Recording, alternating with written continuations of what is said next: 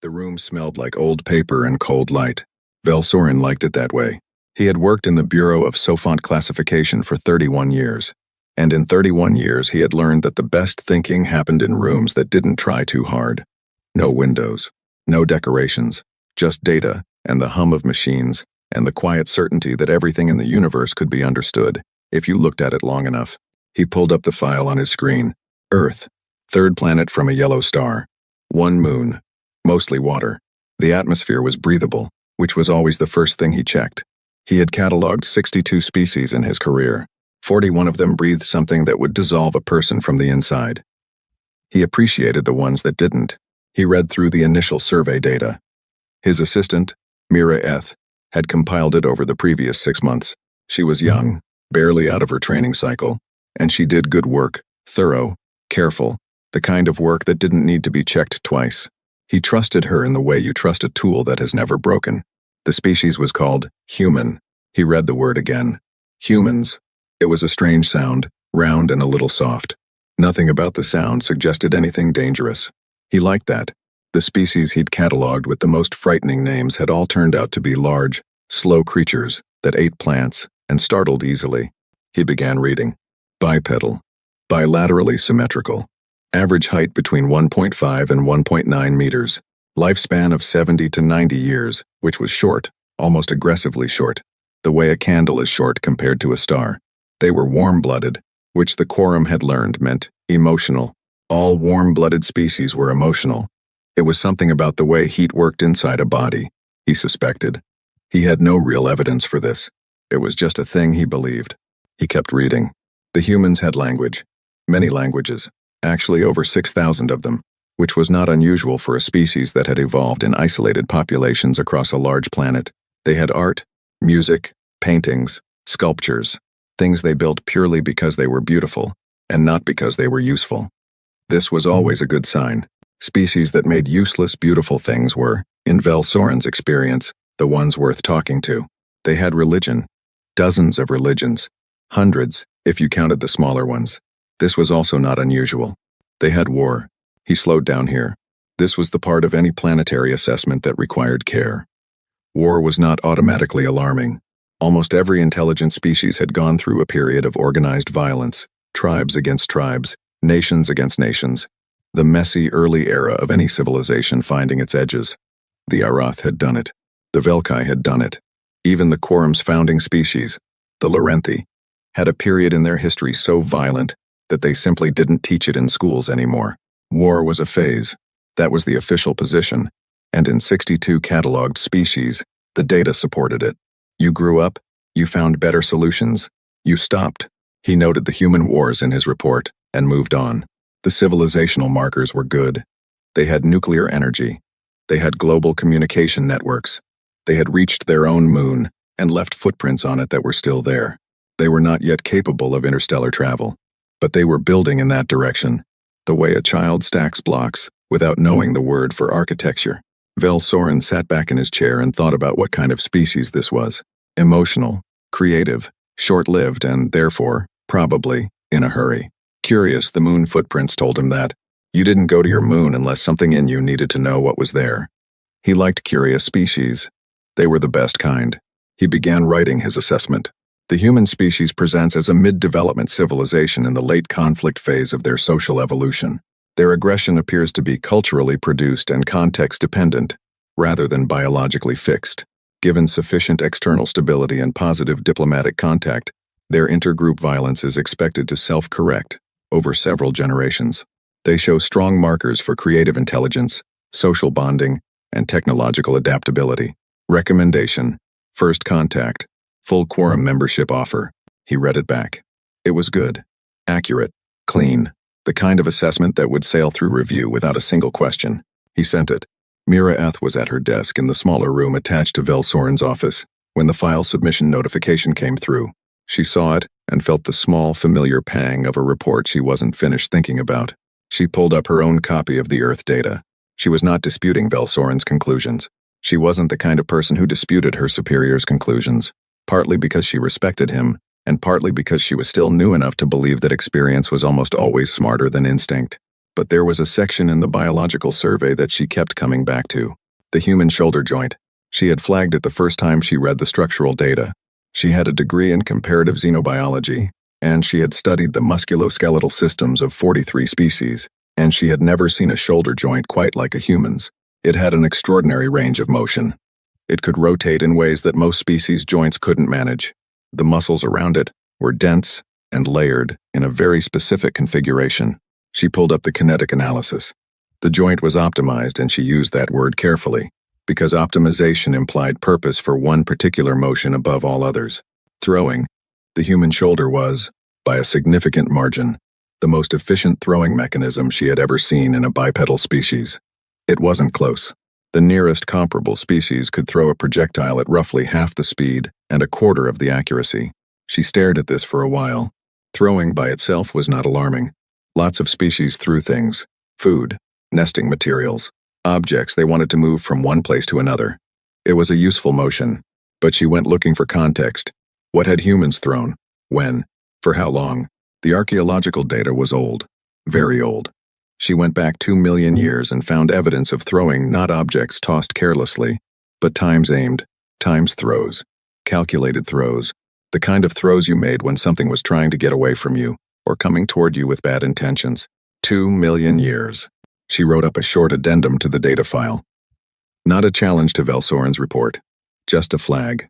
A Times look at this Times attached to the shoulder joint analysis, the throwing data, a few secondary notes about human pain tolerance and reflex speed that she'd noticed in passing. She submitted it to the general file. Then she went to lunch and thought about other things. The Quorum Council chamber was the largest room on the station, which was the largest station in the known galaxy, which told you something about how the Quorum thought about itself. Velsorin had presented in this room before. He was not nervous. 31 years of doing a thing correctly had burned the nervousness out of him. He presented his findings on humanity. The council was 7 species, 14 representatives, all of them older than Velsorin, most of them carrying the specific kind of calm that came from having seen everything twice. They listened. They asked questions that were good questions, the kind that sounded simple, but weren't. How advanced is their space travel capability? Not interstellar yet. Could they reach other systems within a generation? Possibly 2. Are they aware of us? No confirmed evidence. Are they dangerous? Velsorin answered this one the way he always answered it. Every intelligent species had the capacity for danger. That was almost a definition of intelligence. The question was whether that capacity was expressed through violence or channeled into something else. Humans were still channeling a portion of it into violence, but their trajectory was positive. The council voted. The contact vessel would be prepared and dispatched to the Sol system within the quarter. A standard diplomatic package, peaceful broadcast, translation protocols, an offer of dialogue. If the humans responded well, the process of quorum membership could begin. If they responded poorly, meaning with aggression, the vessel would withdraw, and a longer observation period would follow. Nobody expected aggression. Not really. Species capable of building global communication networks were almost always capable of choosing conversation over conflict when someone offered them the option in a language they could understand. The meeting ended. Velsorin walked back to his office through corridors that hummed with the quiet business of an organization that had been right about almost everything for 400 years. He almost didn't notice the addendum file attached to his submitted report. He almost dismissed it without reading. It was small, a footnote from his junior analyst, and he had a dozen other assessments to begin, but something made him open it. The words times, shoulder joint kinetic analysis, throwing optimization times caught his eye in a way he didn't quite understand. He read it. He read it again. The throwing data sat in his chest in an odd way. He couldn't say why exactly. He was not a military man. He did not think in terms of weapons and threat assessment. But something about the phrase times 2 million years of throwing at prey times made him pause in a way that Mira Eth's careful, non-alarmist language was not designed to cause. He pulled up the full biological file. He read the sections he had skimmed. Pain tolerance. High. Significantly above average for warm-blooded bipedal species. The human nervous system was capable of filtering out levels of physical pain that would cause most species to stop functioning. Not permanently, it wasn't that they couldn't feel pain. They could. They just kept moving anyway. Cortisol response. The human stress hormone system behaved in a way that was, technically, A defect in any other species. Under extreme threat, the kind of threat that would shut most organisms down. The kind that triggered freezing or collapse, the human cortisol system spiked and then cleared. Rapidly, what should have been overwhelming became fuel. They called it, in their own literature, adrenaline. He read the word several times. He had no equivalent in Aerith. He closed the file. He opened it. He sat in his quiet room that smelled like old paper and cold light and looked at the data for a long time. Then he opened a new document and began writing a secondary internal note that he marked as non-urgent, personal research, not for submission. He wrote one line, query. At what point in evolutionary history did human aggression cease to be a cultural product and become something older? He saved it. Went home. On Earth, the night before the Quorum's contact vessel crossed into the solar system, a woman in a city called Nairobi sat at a desk and looked at radar data that didn't make sense. The object was too large for a satellite, too slow for a meteor, too perfectly angled for either. She called her supervisor. Her supervisor called her supervisor. Within 4 hours, the information had moved through 17 layers of government in 6 countries. By morning, people who made decisions for a living were in rooms with maps and screens, and the specific, quiet expression of someone who already knows this situation has no easy answer. Not one of them assumed the object was friendly. The Quorum sensors recorded the pattern of human response. 17 separate governments. 6 hours. Military postures adjusted. Communication protocols activated. Defense systems quietly moved to elevated readiness. The data was flagged by a Quorum analyst and sent to Velsorin's office. It sat in his inbox unopened. Filed, automatically, under, immature civilizational phase expected. The translator was a piece of software, and like most pieces of software, it had opinions it didn't know it had. It had been built by Quorum linguists over 2 years, fed every piece of intercepted human communication they could gather. News broadcasts, radio signals, the long tangled web of something called the Internet, which contained more information than the Quorum's analysts had expected, and also significantly more arguments about food than anyone had prepared for. The software was very good at translating human words. It was not good at translating what human words times meant. And so when the Quorum's diplomatic vessel broadcast its message of peace into Earth's communication networks, a careful, 12-point statement of goodwill, fellowship, and the hope for mutual understanding, what arrived in 17 government translation centers was something that sounded, in several languages, not entirely unlike a very polite ultimatum. The word that caused the problem was Aerith in origin, Veloneth. It meant, in Aerith, something close to times we extend ourselves toward you in hope. It was one of the warmest words in the Aerith language. Poets used it. It appeared in wedding ceremonies. The software translated it as, times we reach for you. In English, Mandarin, Russian, Arabic, and 4 other languages, we reach for you. Times sounded like something you said, right before you grabbed someone by the collar. 17 governments read the message. 15 of them went to elevated defense posture without anyone ordering them to. It happened the way breathing happens without thought, without decision, just the body doing what the body knows. The Quorum's diplomatic team on the contact vessel was a group of 6, led by Ambassador Taris Vel, who had 30 years of first contact experience and had never once failed to establish peaceful dialogue within the first 72 hours. She was the best in her field. Her record was perfect. She was about to meet the one variable her experience had no category for. The human representative arrived on the vessel 12 hours after first contact. They had sent a shuttle, which was impressive, because the humans had not been expected to have anything capable of reaching the Quorum vessel for at least another decade. The shuttle looked like it had been assembled from parts of 3 different machines, held together with something Tarisvel's engineers described as times alarming times and then declined to elaborate on. The human's name was Commander Daniel Ose. He was a compact man, medium height, with the kind of face that didn't change much regardless of what was happening around it. He walked onto the Quorum vessel looking the way a person looks when they are entering a room they have already decided they own. Tarisvel greeted him warmly.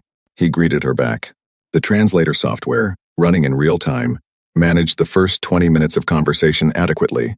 Greetings, names, the careful circular opening moves of a diplomatic meeting where both sides are deciding how honest to be. Then Commander Ose asked a question. The message you broadcast, the word you used, Veloneth. What did you mean by it? Tarisvel explained. She was precise and clear. She meant goodwill, hope, an opening of hands. Osei looked at her for a moment. And if we had said no? If we had told you we didn't want contact? Tarisvel said, and she meant it genuinely, as an honest answer that the quorum would have respected that decision and withdrawn to observe from a distance until humanity was ready. Osei said, "Withdrawn to observe." "Come." He said it again. "Withdrawn. To observe." Tarisvel wasn't sure why he was repeating it. Osei leaned forward slightly. His voice stayed exactly the same. "So, you've been watching us." "For how long?" Tarisvel told him. The room was quiet in a way that felt different from regular quiet. Osei said, very calmly, "And in that time, did you see any indication that we wanted to be watched?" Tarisvel began to answer. She had a good answer. A reasonable answer about passive observation being standard quorum protocol for any pre-contact civilization, designed to protect. Osei said, "You watched us without our knowledge or consent for 6 years, and then you sent us a message that sounded like a threat, and now you want to offer us membership in your organization." It was not a question. "I need you," he said, "to help me understand why I should not treat that as an act of aggression." Tarisvel had never been asked that question before in 30 years. She found she didn't have an answer ready. The question had a shape that her diplomatic training hadn't cut a space for. She reached for her best language. The translator software did what it always did. What she said was, "We did not intend any harm to your people."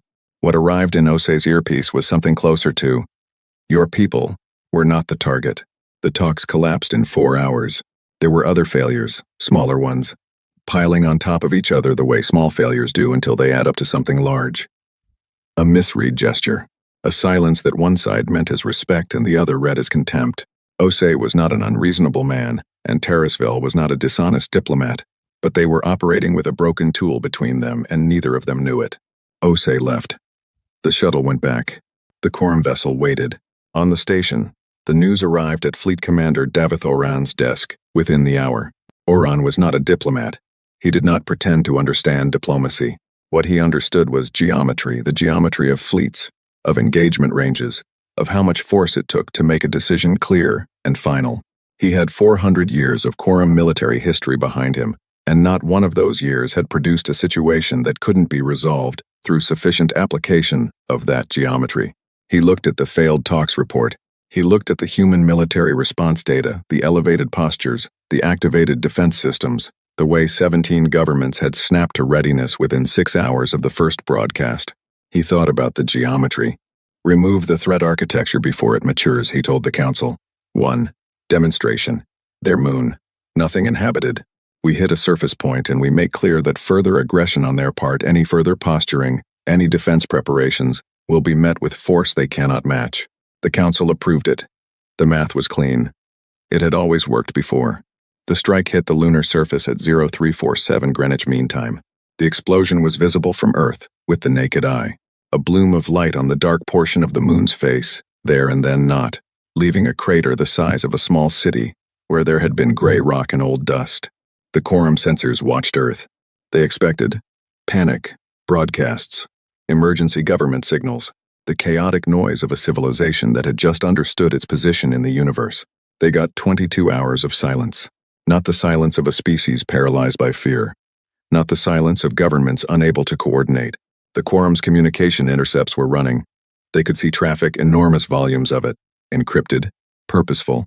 22 hours of a species talking very fast and very quietly about something they didn't want anyone to hear. Oran was not concerned. This was normal. This was a species doing the math, arriving at the only reasonable conclusion, preparing to make contact and negotiate from a position of acknowledged weakness. The silence would break. There would be a message, an offer of terms. He was prepared to be reasonable. What broke the silence was not a message. It was a ship. The quorum's picket vessels registered at first a contact, small, moving at a speed that shouldn't have been possible for human technology. Not faster than light, not quite, but close. Close in a way that made the quorum engineers on duty look at their instruments twice, and then look at each other. The ship punched through the picket line. Not aggressively, it didn't fire, didn't maneuver evasively. It simply went through, the way something goes through a gap because the gap is there. It stopped in front of the diplomatic vessel. It was carrying no weapons. The scans were definitive on this point. No weapons, No shielding beyond minimal hull integrity. No crew of any size that could constitute a military threat. It was carrying one human, he asked, in broken Aerith that was painful to listen to but perfectly understandable. To be taken to whoever was in charge. Tarisvel, who had not slept in 20 hours, watched him come aboard on the security feed. He walked through the airlock the same way Ose had walked through the diplomatic room, like a person who had already made a decision and was now simply following it to its end. She noticed his hands. They were still. She had met many people under pressure in 30 years. Diplomats, military men, heads of state. Under pressure, people moved. They shifted their weight, checked their hands, adjusted their clothing, did the small physical things that bodies do when they're trying to manage what's happening inside them. This man's hands were still. She put that away somewhere in her mind. In a corner she would not examine for several weeks. She went to meet him. In his office, Vel Soren was reading Mira Eth's shoulder joint report again. He had read it 6 times in the past 3 days. Each time he put it down, he found himself thinking about it within the hour. He had opened a new research thread. He had not told anyone about it.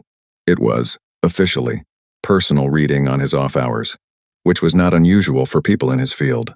Xenobiologists read constantly. Nobody would look twice. He was reading human military history, not the modern history, the wars his report had noted and filed. He was reading the old history, the very old history, the archaeological record of human conflict before the first written word. The weapons came first. That was the part he kept returning to. In the human archaeological record, the weapons were always first, before settled agriculture, before permanent shelter, before pottery, before written language, before any of the things the Quorum used as markers of civilizational development. The weapons were already there. He didn't know what to do with this. It didn't change his assessment. A species' early history wasn't necessarily its destiny. The Arith's early history was full of things they were not proud of and had entirely grown past. History was not fate, but he kept reading. He was still reading when the alert came through that a single human ship had breached the Quorum picket line and was requesting direct contact with Quorum Command. He stopped reading. He pulled up the live feed. He watched the human walk aboard the diplomatic vessel, with still hands and already decided eyes. Something moved in Vel Soren's chest. A feeling without a name. Not fear, he was not a man who feared easily. Something older than fear. The instinct a person gets when they are looking at something they have not yet understood but some part of them already recognizes. He pulled Mira Eth's report up on the same screen. He read the line about the shoulder joint again. He looked at the human on the feed. He thought about throwing. About what you throw things at. About 2 million years of practice. Then Oran's response to the human's request came through on the command channel. The answer was no. The human would be returned to his vessel. The strike on the moon had been the demonstration. The next communication from Earth should be a formal request for terms. Oran issued the order. On the feed, Vel Soren watched the human receive the news. Watched his face. Watched those still hands. Nothing in the man's expression changed.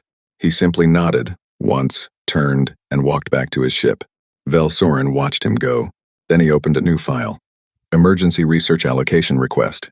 Studies on Human Evolutionary History, Psychological Stress Responses, and Pre-linguistic Conflict Behavior. He marked it Times Urgent. The approval came back in 6 minutes.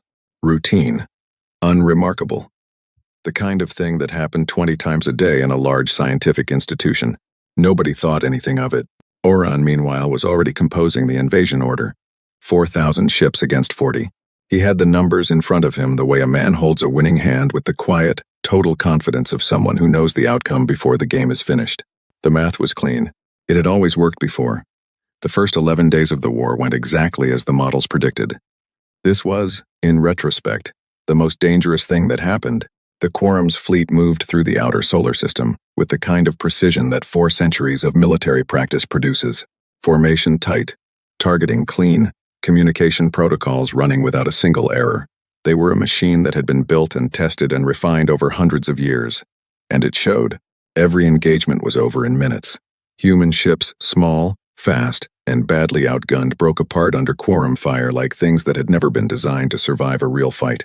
The numbers came in and they were good numbers. 41 human vessels destroyed. 11 Quorum ships damaged, none lost. The engagement reports read like practice exercises, tidy and conclusive. The analysts who compiled them did not sound worried. They sounded the way people sound when the thing they expected to be difficult turns out to be easy. On day 12, something changed. Nobody noticed it immediately.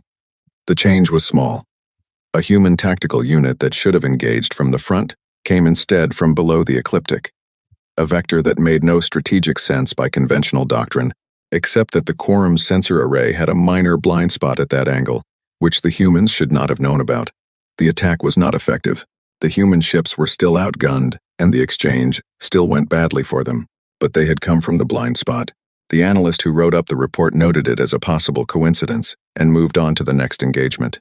On day 19, the quorum lost its first vessel. It happened at the edge of Mars's gravity well. A small human squadron, 6 ships, pulled a maneuver that the engagement model had not included because the model had calculated it as statistically suicidal. The lead human ship absorbed 2 full direct hits and kept moving. It should have broken apart. The materials it was built from should have failed under that kind of energy transfer. They didn't. The human ship drove directly into the formation's center, released something the analysts argued later about exactly what it was, whether it was a weapon or a piece of the ship that had already broken loose and 2 quorum vessels lost engine function simultaneously. In the confusion, the other 5 human ships picked them apart. 1 quorum vessel destroyed, 1 crippled and abandoned. 6 human ships, all destroyed in the subsequent response. The numbers still favored the quorum enormously. 1 vessel against 2 was not a crisis, but the human ship had kept moving. After taking 2 direct hits, the engineers filed a report on human hull construction and were told that it would be reviewed when resources allowed. Fleet Commander Orion read the Day 19 summary over his morning meal and felt, for the first time, something he did not recognize. He had been in command of military operations for 23 years. He had managed campaigns against species that were larger, species that were faster, species that had technology the quorum had never seen before. He had always operated from a foundation of confidence that was not arrogance, it was simply the product of having the numbers on his side. The numbers were still on his side. He knew that. He kept the spreadsheet in front of him like a talisman. Quorum ships, 3,961. Human vessels, 41 minus losses. The ratio was not in question. The thing he didn't recognize was not fear of the ratio. It was the feeling of watching someone learn. He had watched species fight before. Most species, when outmatched, did one of 3 things. They kept fighting the same way, until they ran out of ships. They tried to negotiate, or they ran. Those were the 3 options the models contained. They were the 3 options that 200 species military history had produced. The humans were doing none of them.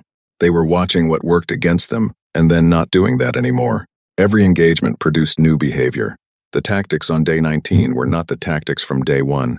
The tactics on day 25 would not be the tactics from day 19. They were not repeating themselves. In 23 years of military command, Orion had never encountered a species that could rewrite its own battlefield doctrine in the middle of a war, in real time, from a position of overwhelming disadvantage. He requested additional fleet assets, 300 more ships, approved within hours. The math was still clean. He kept telling himself that Velsorin had not slept properly in 11 days. This was not because of the war. The war was happening in space, far away, and Velsorin was a scientist, not a soldier. It was happening around him the way weather happens present, significant, but not the thing directly in front of his face. The thing directly in front of his face was the data. Mira Eth had been reassigned to the research project officially now. She came in each morning with new sections of the human evolutionary record, processed, organized, flagged. She was precise and efficient, and she had begun developing the specific expression of someone who is beginning to understand something they didn't go looking for.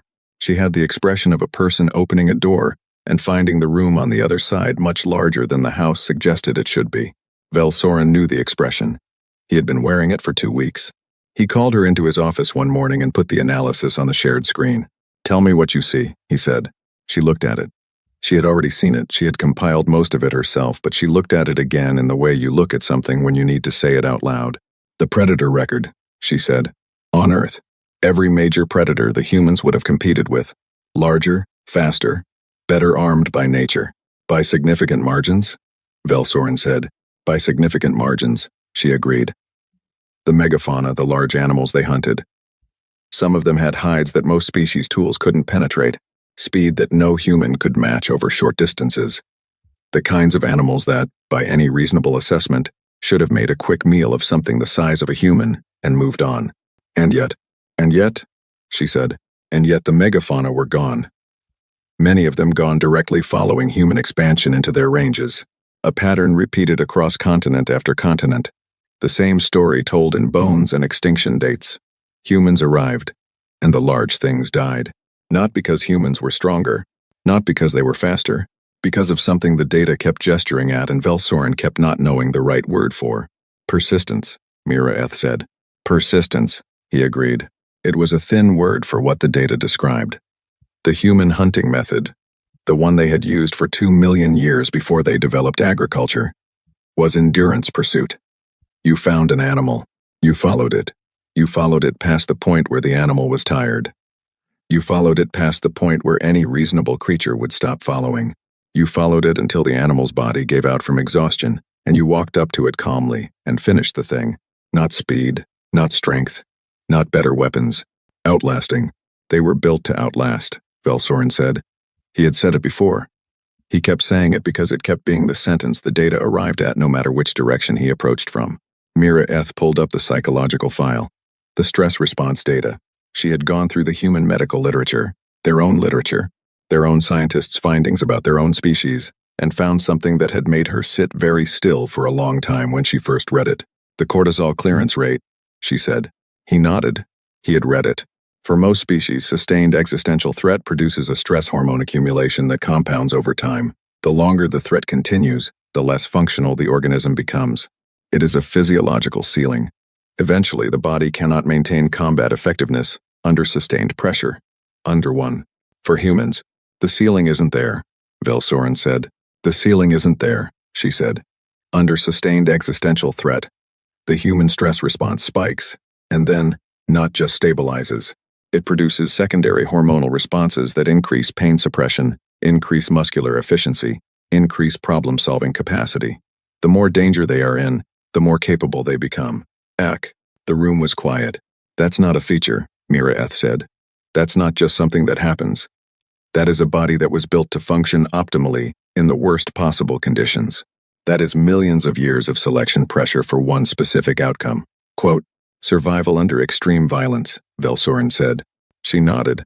They both looked at the screen. Velsorin's private notes were open in a separate window. He had written a single line 3 days ago that he hadn't been able to move past. What do you call a species that gets stronger when you hurt it? He hadn't answered his own question yet. He wasn't sure the answer was a word he wanted to say out loud. He called Mira that evening, though he rarely called her outside office hours. She answered. She sounded like she had not been sleeping either. He told her he had been reading the pain tolerance data again. She said she knew. She had been reading it too. He said, the tolerance isn't just physical. It's not just that they can absorb physical damage without stopping. The psychological literature, their own psychologists, writing about their own species, describe something they call post-traumatic adaptation, a documented tendency for humans who have survived extreme violence to reorganize their priorities, their relationships, their sense of purpose to come out of the experience not broken. Functional, sometimes by their own account, more functional than before. Mira was quiet for a moment. We've been calling their war a phase, she said. Yes, a thing they haven't grown out of yet. Yes, another quiet. How long have they been at war? Historically, the full record. Ed. Velsorin looked at his notes. He had written the number down and then put the page face down on his desk and left it there. He picked it up now. He told her. She made a sound. Not a word. Just a sound. Small and involuntary. The kind a person makes when the number is so large it stops feeling like a number. That's before language, she said. Yes. Before cities. Before anything we would classify as civilization. Yes. They were at war before they had words for what they were doing. Before they had words for anything, Velsorin said. The weapons are the oldest artifacts in the human archaeological record. Not tools for farming, not shelter. Weapons. Mira said. I need to tell you something I found today. I was going to wait until morning, but I think you should hear it now. He waited. The social bonding data. The psychological research on human groups under sustained threat. Every other species we've cataloged extended conflict, fractures social bonds. Extended violence fragments groups. Reduces cooperation. produces the breakdown of whatever community structures existed before the conflict. For humans, she stopped, started again. For humans, sustained collective threat does the opposite. It produces stronger bonding, more cooperation, greater social cohesion. They have a term for it. They call it, she stumbled on the translation, brotherhood, Velsorin said. Camaraderie. They have many words for it. They generate new ones during every conflict. War doesn't break them apart, Mira said. It holds them together. The line was quiet for a long time. Velsorin, she said. I think we need to file a formal report. Not an addendum, not a personal research flag. A formal emergency submission to the council. He was already opening the submission form on his screen. Subject line, he said. What should it say? Mira thought about it. We have made a fundamental error in classification, she said. He typed it, sent it. Outside his window, the station moved silently through space, and somewhere in the direction of the yellow star, the war continued to produce its daily numbers. The numbers still favored the quorum, but in the 22 days since the conflict began, human battle doctrine had changed 6 times. No other species in quorum history had changed doctrine once during active conflict. Velsorin turned off his screen, sat in the dark, thought about something following prey past the point where anything reasonable would stop, thought about what that made the prey feel, thought about the fact that humanity had been the thing doing the following. For 2 million years, he did not sleep well that night. He suspected he would not sleep well for quite some time. The council chamber had a particular smell when things were going badly. Not a bad smell exactly, just the smell of recycled air that had been breathed and rebreathed by too many anxious people over too many hours. Velsorin noticed it the moment he walked in. He had never noticed it before. In all his years of presenting in this room, he took that as a sign that things were, in fact, going badly. The 14 council members were in their seats. This was notable. Emergency sessions sometimes happened with absent representatives attending remotely. Everyone was present. In person. That meant someone, somewhere in the hierarchy above Velsorin, had decided this conversation needed to happen in the same room. Oran was there too, which surprised Velsorin. Military commanders didn't usually attend scientific briefings, but Oran was in the far corner, arms crossed, looking at the data wall, with the expression of a man who has been reading bad news for 3 days and is here to see if it gets worse. It was going to get worse. Velsorin began. He didn't start with conclusions. He had learned, over 31 years, that conclusions without foundations were just opinions, and in a room full of people who had their own opinions already, opinions started arguments.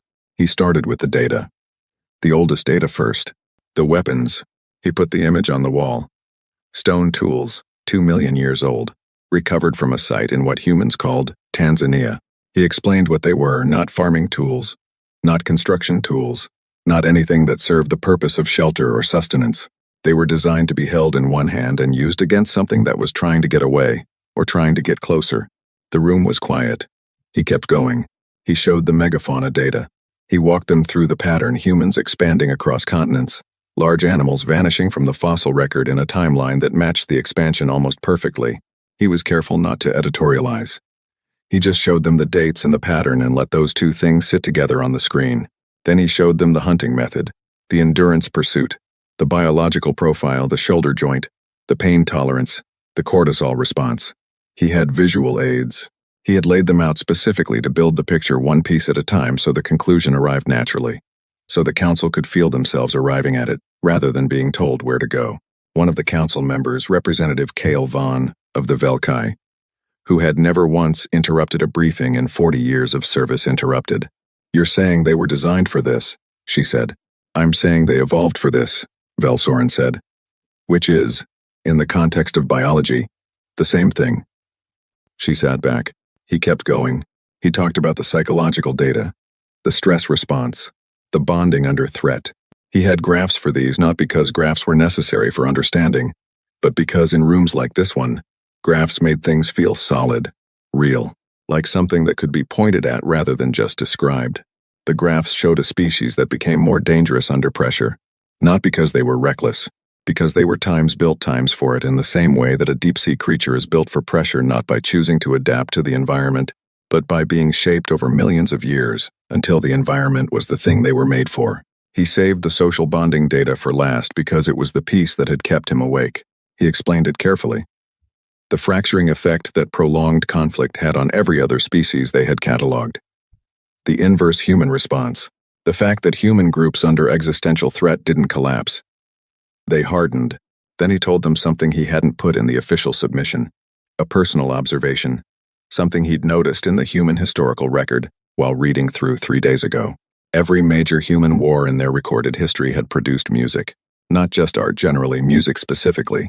Songs made by soldiers in the middle of conflict, passed along and sung collectively, representing some need in the human organism to bind itself to the people around it through sound.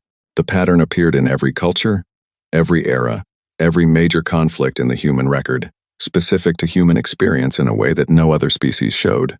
They made music to hold themselves together while they fought. He paused to let that sit. Oran, from his corner, said, "This is all very interesting. None of it changes the fleet numbers." Vel Soren looked at him. "No," he said, "it doesn't. But the fleet numbers have changed." He switched the display. The new numbers were bad. Not catastrophically bad. The ratio still favored the quorum. But the shape of the numbers was wrong in ways that the ratio didn't capture on its own. 30 days into the conflict, the quorum had committed 4,300 ships to the engagement. They had lost 71, damaged another 104. The human fleet had begun with 40 vessels. They had lost 37. Oran started to say something. Vel Soren put up the next slide. The human fleet currently had 412 vessels. The room was quiet for a different reason now. They built them, one of the council members said. Not a question, just a person trying to confirm that what they were looking at was real. During active conflict, Vel Soren said, while conducting ongoing engagements, absorbing losses, and rewriting battle doctrine.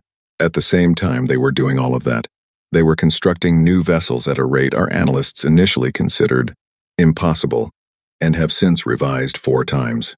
The current projection suggests, he put up the third slide, that within 60 days, assuming current production rates hold, their fleet will number somewhere between 1,200 and 1,500 ships. Nobody said anything. Vel Soren let the silence do its work. The doctrine changes, a council member said finally. They've changed tactics 6 times in 30 days. 7 times now, Vel Soren said. As of yesterday morning. No species changes doctrine during active engagement. The cognitive load alone, they're not treating it as doctrine change, Mira Eith said. She was standing slightly behind Vel Soren, to his right. She had not been expected to speak. But she spoke. Their military structure doesn't work the way ours does. It isn't top-down in the same way. Individual unit commanders have significant autonomy. When something stops working, the units that are still alive stop doing it and try something else. And then they communicate what worked to every other unit. The changes aren't ordered from the top. They emerge from the people who are actually in the engagements. The learning is happening everywhere at once. Another silence. That's not a military structure, one of the council members said. He didn't finish. Vel Soren finished for him. It's more like an organism. The individual cells, the units. The soldiers respond to the environment. The response propagates. The whole adapts. And, he paused. We have been fighting as if we were facing a military. We may be fighting something closer to an immune system. Oran, from his corner, was very still. Vel Soren turned to the primary question the council would have. The one they'd been building toward since the briefing started. The question you're all holding, he said, is whether this is a phase. Whether the human capacity for war is something they're passing through, the way the assessment suggested. Whether, given sufficient external stability, it self-corrects. He looked at his notes. He looked up. It doesn't. One of the council members said, How confident are you in that assessment? Completely, Vel Soren said. The original assessment said the aggression was culturally produced. The data does not support that. The aggression is biologically embedded at a depth that culture doesn't reach. Culture channels it, shapes the direction it goes, provides the context. But the capacity itself is not cultural. It's structural. It's in the bones and the muscles and the hormones and the psychological architecture. It is not a phase. It is the feature, Representative Cale Vaughn said. Then what are we looking at? A species that evolved for war against the megafauna of their own planet. That was the original pressure. The megafauna are gone. The large predators are gone. The context that shaped them no longer exists. So what are they doing with that capacity now? Vel Soren said, They're using it on each other. They always have. But they're also building, expanding. They directed the same capacity toward technology, toward exploration, toward construction, on a scale their planet's history had never seen before. They are not just a war species. They are, he stopped, found the right words. They are a drive species. Whatever they decide to do, they do with everything they have, until it's done. War, science, building, music. They don't have a register for half effort. It's not in the architecture. The chamber was quiet for a long time. Oran spoke. His voice was steady, but there was something different in it now. Not fear. Oran was not a man who feared. Something adjacent to fear, that didn't have a name yet. The fleet numbers, he said. 400 ships now, 1,200 projected. If we commit sufficient additional force, they'll change doctrine again, Mira said. They'll lose ships. They'll learn from the losses. They'll build more. You can break a human fleet, and they will learn specifically from how you broke it, and not let you break the next one the same way. Then we commit overwhelming force, enough that there is no next one. Velsorin said. How many ships would constitute overwhelming force against a species that gets stronger under sustained threat? Against a species whose social bonds intensify under prolonged conflict? Against a species whose entire history is the story of smaller, weaker things, outlasting bigger, stronger ones, by simply refusing to stop? Oren had an answer. Velsorin could see him forming it. But the answer required a number. And the number, when Oren worked it out internally, was not a number, he said out loud.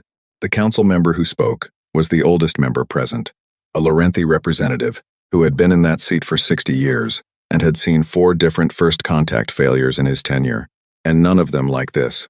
He said, Is there a path to negotiation? Velsorin said. The human response to the opening diplomatic failure was to send a single man with still hands and no weapons to request a meeting. They are not a species that doesn't understand negotiation. They understand it extremely well. They also understand it as one of many tools. If we approach them from a position of continued aggression, they will continue to adapt and fight. If we approach from a position of, he searched for the word, acknowledgement, of mutual standing, then yes, I believe they will negotiate. But I want to be clear about something. Whatever agreement we reach with humanity will not be because they need it. It will be because they choose it. There is a difference. EC. We should not approach the table forgetting which side of that difference we're on. The chamber was quiet. Oren left without saying anything else. Velsorin gathered his materials. He walked out of the room. The corridor outside was cool and bright, and smelled of nothing in particular. Mira fell into step beside him. She didn't say anything for a while. Then, do you think they'll listen?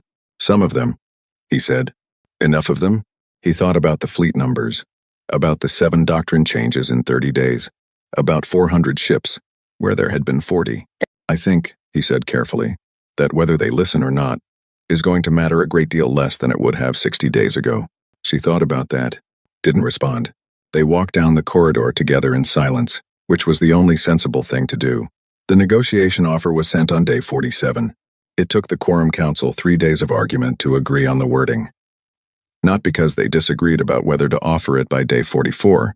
Even the members who had approved the initial strike had stopped arguing for continued escalation, but because nobody in the Council's 400 years of diplomatic history had ever had to write a message like this one.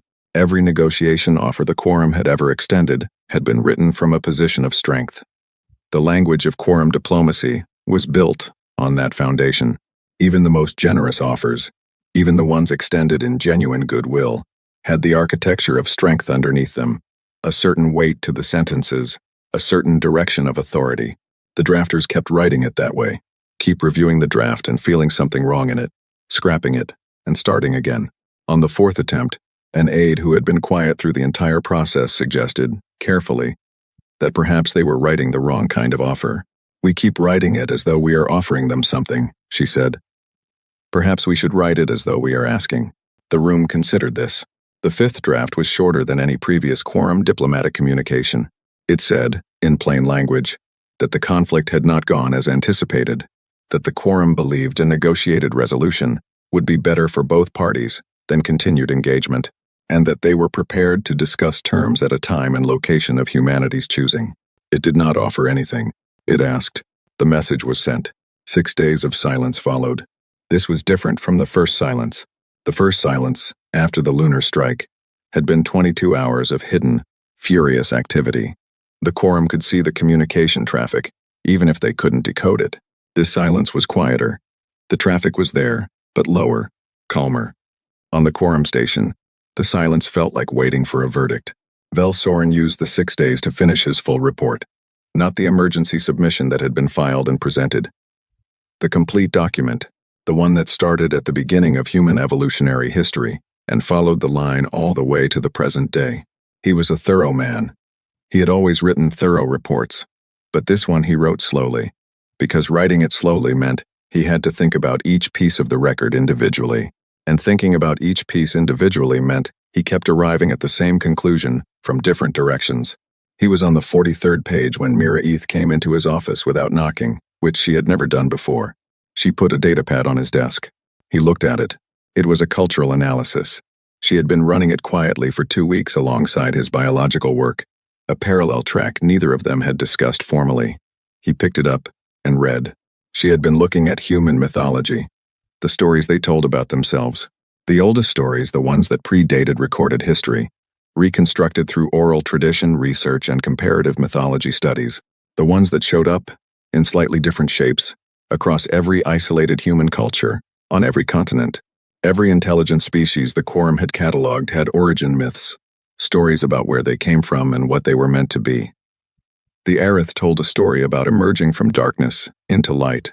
The Velkai had a creation myth centered on harmony, on the universe finding balance. The Lorenthi, the quorum's oldest founding species, had an origin story about two forces becoming one. Every species had some version of paradise at the beginning, something whole and good that defined what they were supposed to be before the complications arrived. Mira Eth had gone through every major human culture's origin mythology. None of them started with paradise. Every one of them started with a struggle, a conflict, a trial that had to be survived. The earliest human heroes were not peaceful figures who maintained harmony. They were figures who endured, figures who fought, figures who went into the dark and came back from it, changed, carrying something hard-won. The human concept of a good life was not a life without difficulty. It was a life that had survived difficulty and been shaped by it. The human concept of a worthy person was not someone who had avoided the fire. It was someone who had walked through it. This was not a cultural value they had developed. It was the oldest story they had, the story they told before they had writing, before they had cities, before they had agriculture, before they had almost anything at all. They had already decided that the highest thing a person could be was someone who had faced something terrible and kept going. Vel Soren read the analysis twice. Then he set it down and looked at the wall for a long time. They didn't inherit this, Mira Eth said. The mythology didn't create the value. The value created the mythology. You don't tell stories like these unless the stories already match something in you, he said. They dreamed of it before they had the neurology to dream of anything else. She didn't answer. The sentence didn't need an answer. He turned back to his report. He wrote one new line at the top, before the introduction, before the methodology, before anything else. He wrote, "We classified their war as a phase." He wrote, "We were wrong about what it was a phase of." Then he stopped and didn't write anything else for a while. The response came on day 6. It was brief. A location, a station at the edge of the solar system, neutral ground by anyone's definition, a time, a list of 3 names, the human representatives who would attend. The first name on the list was Commander Daniel Osei. Teresvel read the list and thought about his still hands. She had thought about them frequently over the past 47 days, in the background of everything else, in the way you keep returning to an image that your brain filed as significant before you understood why. She understood now. She had seen many people under pressure. She had sat across from heads of state, military commanders, revolutionaries, people who had everything at stake. Under enough pressure, everyone moved. That was not weakness, it was biology. It was the body expressing what the mind was, too disciplined to show. Osei's hands had not moved, not because he wasn't afraid. She suspected Commander Osei understood fear extremely well, but because somewhere in the architecture of how he was built, the fear didn't go to his hands. It went somewhere else. It went into the still, total attention he gave every word she said. It went into the way his eyes moved, not quickly, not nervously, but with the specific thoroughness of something assessing. The way, she thought, a hunter assesses a situation. She had not known that was what she was seeing at the time. She was the quorum's best diplomat. She was going to the meeting. She had requested to lead it herself. The meeting lasted 9 hours. Velsorin was not there. He received the summary the next morning, a 20-page document that he read in 2 hours, and then read again. The terms were not what he had expected. He had braced for punishing demands. He had braced for territorial claims, for reparations, for the kinds of conditions that a losing party accepts because they have no other option. He had seen other negotiations that followed military conflicts. The winner's terms always reflected the gap in power. Always. It was nearly a mathematical relationship. Osei's terms did not do this. The quorum retained full sovereignty. No territory changed hands. No reparations were demanded for the lunar strike, which had been, objectively, an act of aggression against a species that had not yet attacked them. The quorum would contribute resources to rebuilding human vessels lost in the conflict, a concession, but a modest one, framed as a gesture of good faith, rather than an obligation.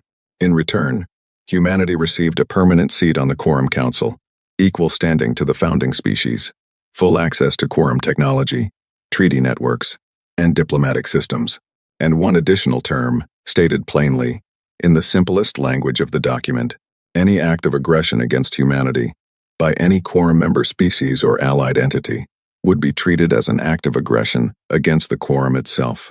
Protection. Guaranteed. Velsorin read this line 3 times. He understood it the 3rd time. They weren't angry. That was the thing. He had expected the humans to be angry.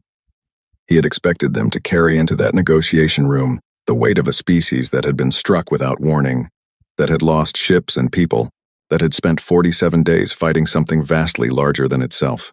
He had expected that weight to arrive in the form of demands, of anger, of the specific kind of ferocity that a small thing shows when it has proven it can survive a large thing. They weren't angry. They were done, and they knew the difference. The anger would have said, "You will pay for this." What they said instead was, "This will not happen again." Not a punishment, a perimeter, a wall they were drawing around themselves and naming the cost of crossing it. Velsorin sat with this for a long time. Then he went back to his report. He finished it 4 days later. The last section was the hardest to write, not because the data was unclear. The data had been clear for weeks, because putting it plainly required saying something that the quorum's entire scientific and diplomatic framework had no category for. He wrote it anyway. He wrote about the archaeological record, the tools that came before everything else. He wrote about the mythology, using Mira Eth's analysis, citing her work carefully. He wrote about the biology and the psychology and the stress response and the social bonding and all of it, all the pieces, assembled in order. And then, at the end, he wrote the conclusion. We approached this species with a framework built on a single assumption, that intelligence trends toward peace, that given sufficient development, sufficient stability, sufficient time, the violent phase of a civilization's growth gives way to something calmer, something more suited to the long work of coexistence. This framework is correct for every species we have encountered. It is incorrect for humanity, not because humanity is incapable of coexistence. The negotiation record demonstrates they are not only capable of it, but will choose it when approached with honesty and genuine respect. The error was in the premise.